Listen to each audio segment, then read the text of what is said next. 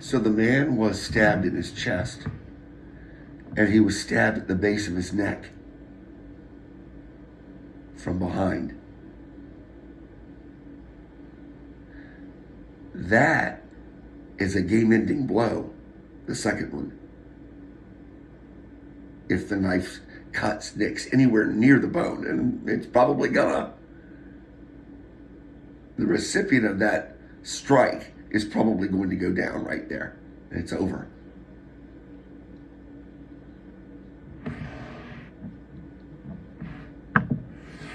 Happenstance in a barroom fight? Maybe. I don't know all of the details, but I know that this just happened recently, and that's all I can say. That was a homicide, stabbing, in the state of Maryland. That's all I can say. But when I was informed of the details, especially the last thing I told you about, the strike to the base of the neck. Never mind the fact that a person is dead. That's horrible. That's sorrowful. Sorrowful. But what's even more terrifying or scary than that is the person who inflicted the blow. He's out there. He walks. I guess, if he hasn't been apprehended. There are people out there like that.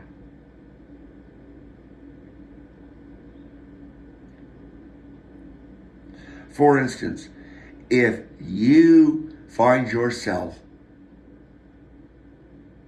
God forbid, in a situation and your opponent is holding a knife, if they are holding it backwards, you should turn it and run like hell.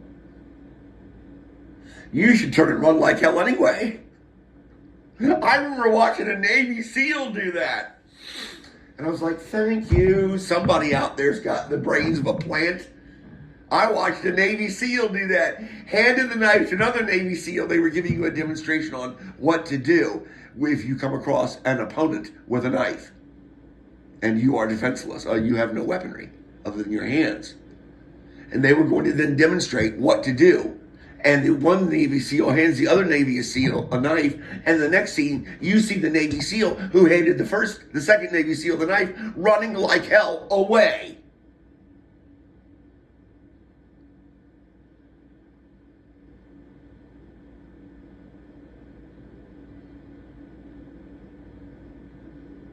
Something to think about. The problem is ethyl alcohol distorts your judgment.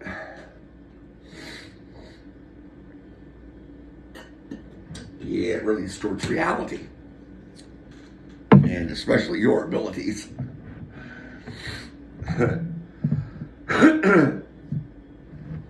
Abracadabra! There it is. I told you I was going to come back to it. Abracadabra! Yeah, man. You ever been hitchhiking? I have. I've hitchhiked a lot.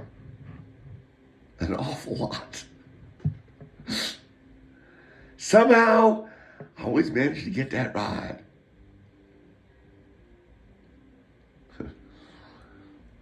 What's in that car? Yeah. It's a two-way street. What's getting into my car?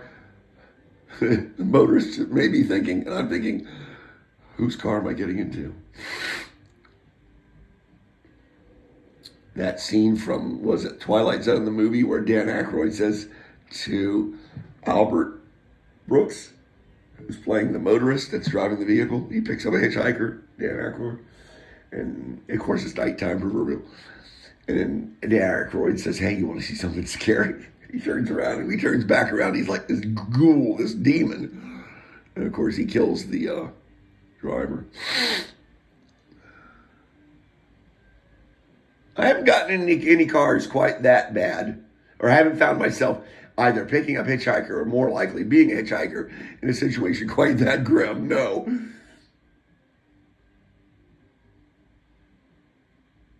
But I do remember the fishnets hanging above me. That was odd. with like shit in it, like shells and stuff. I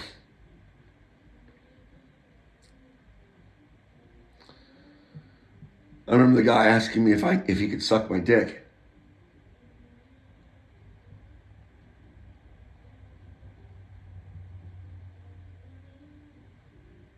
I remember the Christian family. It had to be the Christian family that picked me up.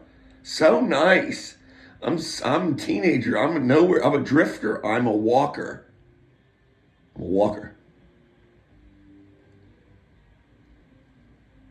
I remember the young girl that picked me up at night. Why would you do such a thing?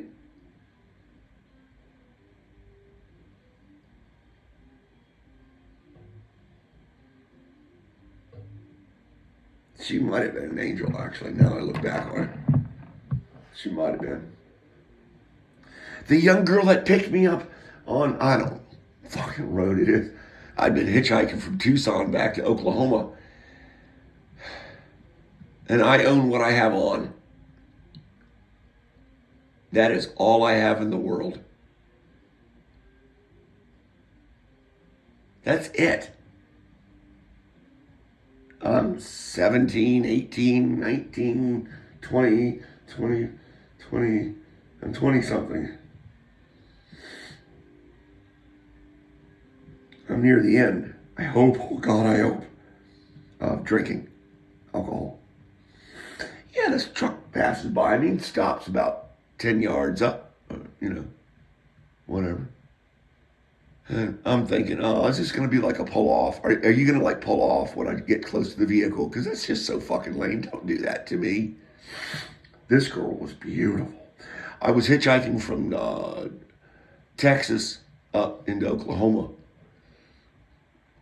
And this girl was beautiful. Oh my God.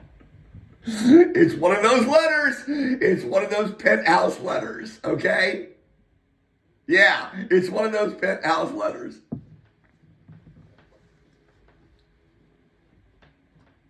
I pumped her gas. Oh, in her vehicle. And that's all I did. I never touched her.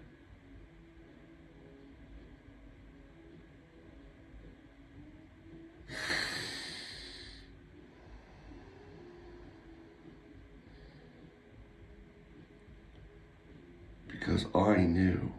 She was a bit older than me, probably. Certainly my age, maybe a little bit older, in her mid-20s. Because I knew that she was successful in some way, whatever her field of endeavor was. And I knew that she was just finding herself on a mini. It was a mini find myself. I knew that. I sensed it. And so I did not touch her. I had nothing to offer her. I was a running sore at that point. I was devoid of anything good. And as I already said, the only thing I owned was what I had on my body. That was it.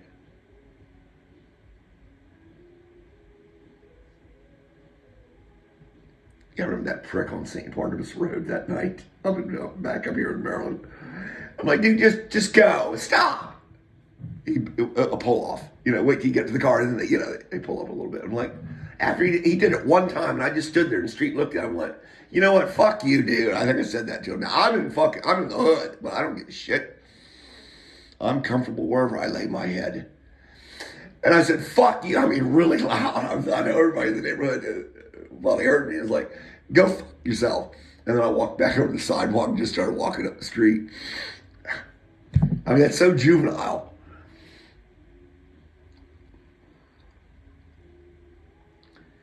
Yeah, man, we picked up this hitchhiker one night. Same area. Up on St. Barnabas. Jimmy Selvage. Yeah, he always kind of took a liking to me. Older guy.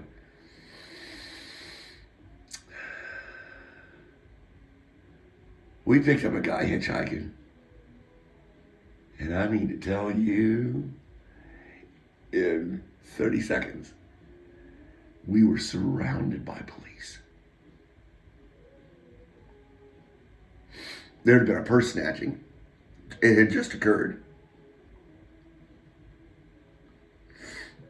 And they were probably thinking we were the pickup, the vehicle. How elaborate is that for a person action where you have a getaway car? Whatever. PG County Police, whatever. No, they're good men. They're good men and women. No. Thank God. No, they're cops. As we private citizens like to say. No, PG County cops are cops. No, see, they're cops. We have meter maids down here because we're good law-abiding citizens down here in Southern Maryland. We're like, take your ticket book and shove it, you bastard.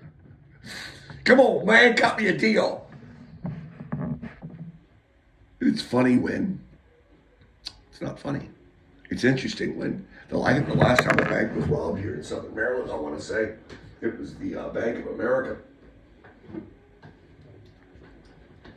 They came down into Mechanicsville. Boys from PG County, boys from PG County coming down looking for trouble. They robbed the Bank of America in Mechanicsville. And I don't think it was 48 hours. They had all of them. I taught them, you don't come into Southern Maryland and rob banks. You just don't do it. Because there's no way out. Think about it. There's no way out. You're surrounded by water on all sides. You have to come back up towards D.C.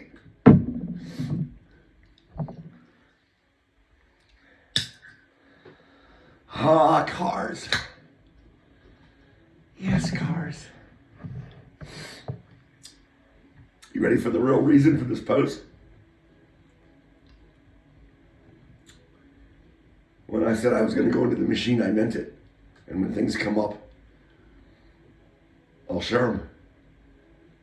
Now, I'm not going to share some things, obviously, for the sake of the Fifth Amendment. Okay? We all have secrets. I've touched on that. I've touched on everything before, including myself. We all have secrets. And if you delude yourself into thinking you don't, you're setting yourself up to have that secret blown up, full, written across the sky like fireworks, okay? So acknowledge them. At least know your secrets. Know yourself is what I'm saying. Know thyself.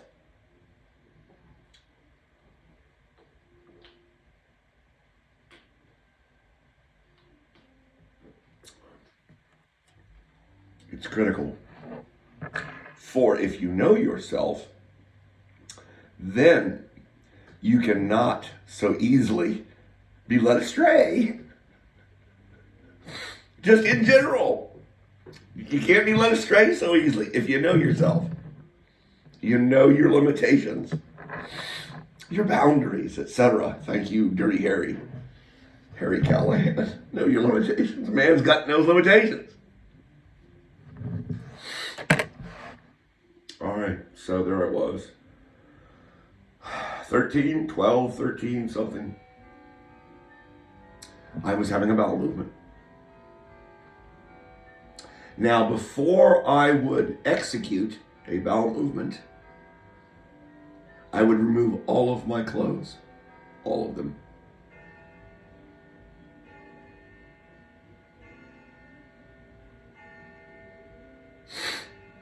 And one day, I guess I was 12, 13, I'm having a bowel movement. I'm completely nude. My clothes are on the floor, and I looked at my clothes on the floor, and I said to myself, why do I take off my clothes when I have a bowel movement?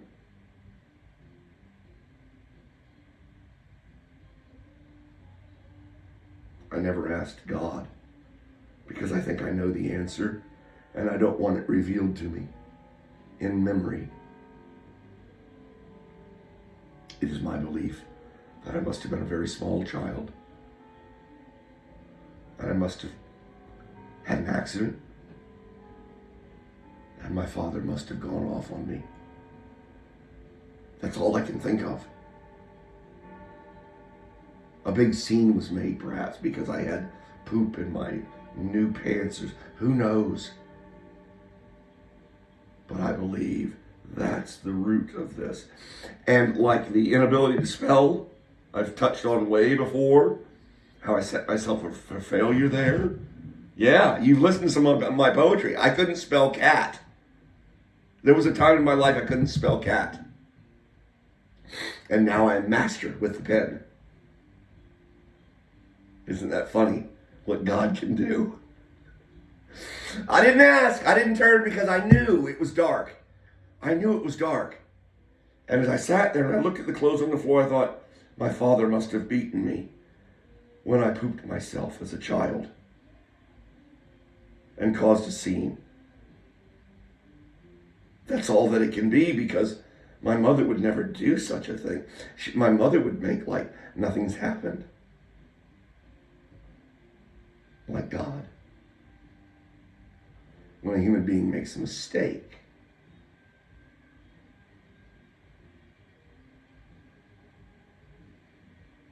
So yeah, know thyself. Knowledge is power. Today, I don't remove my clothes when I have a bowel movement. I mean, come on. Sometimes I'll slip the leg out of the jean if I gotta really spread them. You know what I mean? If I know it's gonna be a bowl buster, okay? But with hemorrhoids now, oh, no grunting. You can't grunt. Do not bear down, John. You're not giving birth to a child. Don't do it.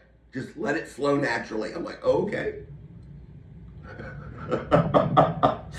Is this TMI? Well, you're listening to it.